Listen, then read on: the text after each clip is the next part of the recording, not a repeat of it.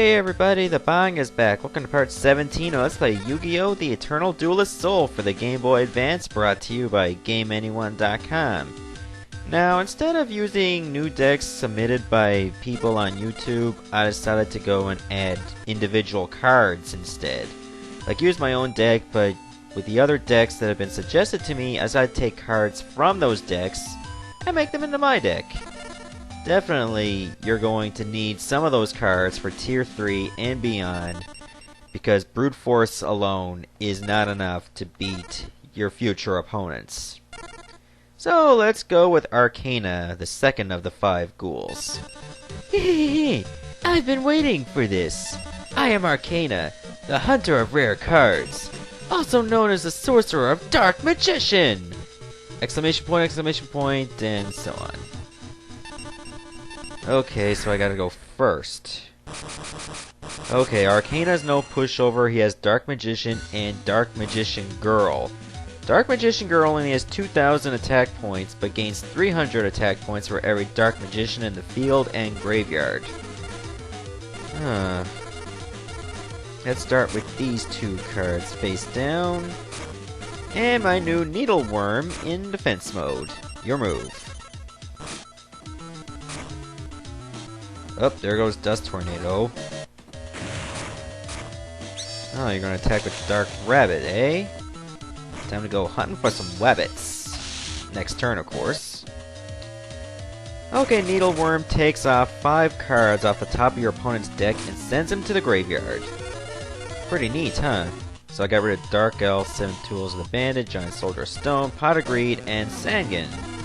Neato! Okay, I'll summon Vorse Raider in attack mode.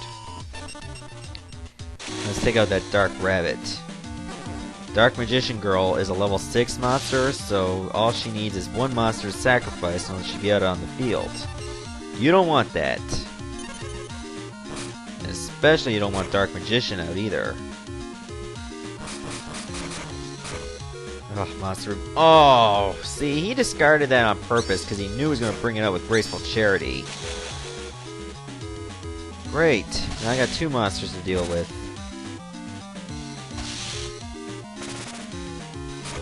And that better not be Magic Jammer. Let's find out. I'll play Swords of Revealing Light. Okay, we're safe. Now I'll play Reggie. Okay, I don't have to deal with attacks for 3 turns. I'll bring in Giant Rat. So I'll attack directly. And it was a Mirror Force. But I'll negate it with 7 Tools of the Bandit. So I can allow my attack to go through.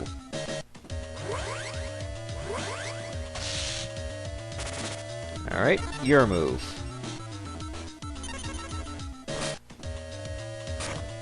Ah, you got your own Swords of Revealing Light now. That'll set me back for a while. Okay, I'm gonna set you in defense mode and end my turn.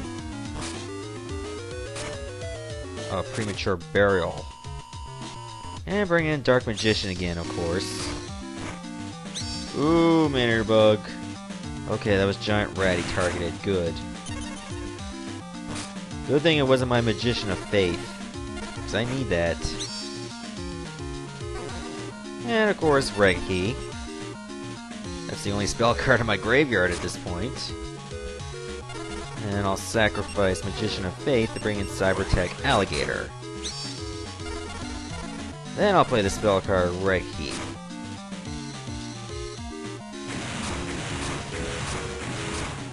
Okay, what was that card? Let me see.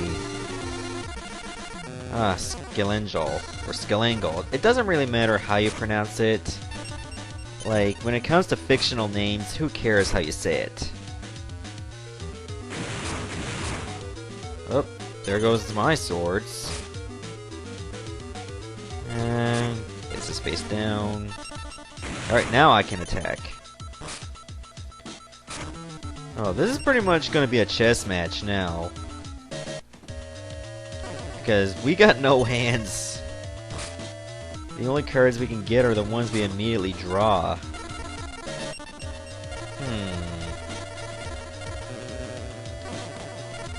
Let me see what that monster is. I gotta find out. Ah, Skelengel. No matter.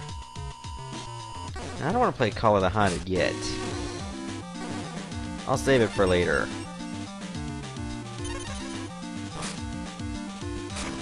Oh, premature burial. Well, actually, he can't really attack me. He'll destroy his monster, too. Now I'll play the spell card Pot of Greed.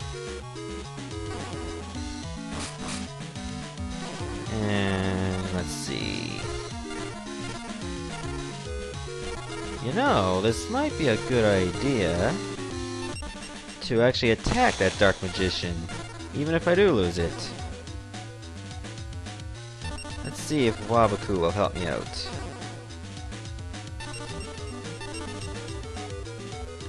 Oh, I guess we will never know. Well, it doesn't really matter, because I got Call of the Haunted to bring back my Cybertech Alligator. That's what I saved it for. And of course, they can attack again. There we go. Okay, I'm gonna place this face down, and end my turn. Oh, got nothing to protect you. It's over. Okay, checkmate. There, that was actually a bit of a tough duel. It was supposed to be the magic show of the century! But Merrick, Highness! Sir Merrick! This will not happen again! Please, I beg your forgiveness! I don't think Merrick is the forgiving type. So... and neither was the pack I got. Let's see if this is any better. Nope. Okay, next opponent... we'll take on the Rare Hunter. This is why I got these new cards, because of this guy alone. Hey, what rare cards do you have in your deck for me today? I, Rare Hunter, will be your partner. Partner in what? Anyways, I think I'll go first this time. Now, as you saw in the background, Rare Hunter has Exodia. And trust me, you do not want that on the field, because that's instant win on his part if he draws all 5 cards of Exodia in his hand. That is why I got cards that will destroy cards in the deck and send to the graveyard. Because once one of the pieces of Exodia are gone, it's fair game to attack him. That is what you want. Okay, I'll play Nobleman across out to remove this monster from play. Oh, it's Skelengel. That destroys all of his, and one of mine. And I'll summon Force Raider to the field. Alright, attack directly. Oh, negate attack. That ends my battle phase altogether. No matter how many monsters I got to attack.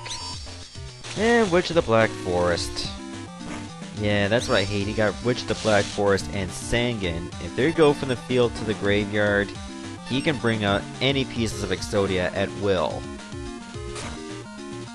That is why you want to get rid of them without sending them to the graveyard. Or at least do so before they get to the field. Then that doesn't matter. If they go from the hand to the graveyard or the deck to the graveyard, their effects do not activate. Luckily, he only has one piece of Exodia in his deck for each one. So I played 2004 edition of the World Championship of Yu-Gi-Oh! And he has 3 of each piece. Well, then again, the ghouls don't follow deck rules.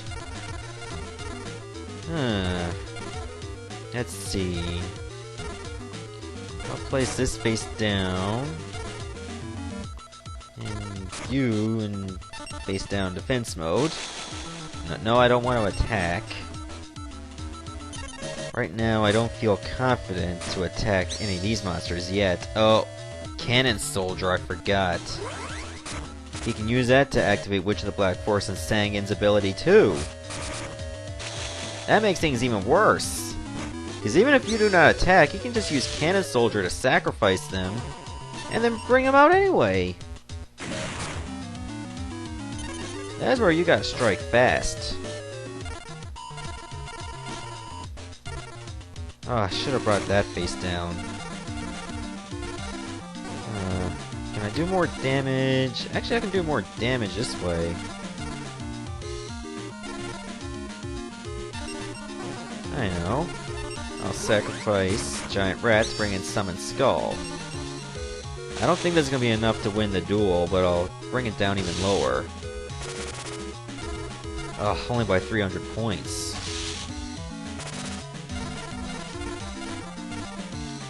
Okay, your move.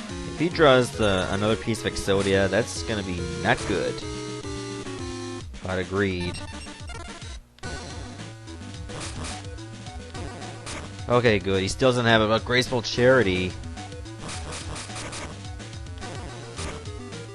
Swords Revealing Light, damn. That buys him some time. I mean, all I need is a good monster like Needleworm or Delinquent Duo. If I can get any of these cards, I'll be in good shape. Or I can play the spell card Chain Energy, because chances are he's going to draw at least one card and place on the field. And I win, because he's a jackass.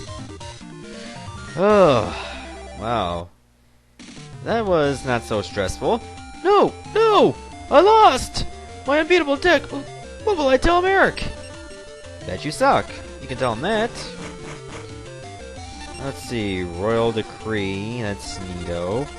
Morphing Jar. Ooh, that one's gonna be a pretty good card to use in some situations. If you got a pretty shitty hand. I think I might put that in my deck. Let's see what cards I get this time. Polymerization, Mystical Moon, Zombie Warrior, Horn of the Unicorn, Chain Destruction. You can activate this card when a monster with an attack at 2,000 points or less is summoned, including Special Summon. Destroy all monster cards of the same name in the summoning player's hand and deck. The summoning player's deck is then shuffled. That can come in handy later on. I think I'll stop the video right here. Next part I'll take on some more people in Tier 3, including Strings and Merrick. See ya, everyone.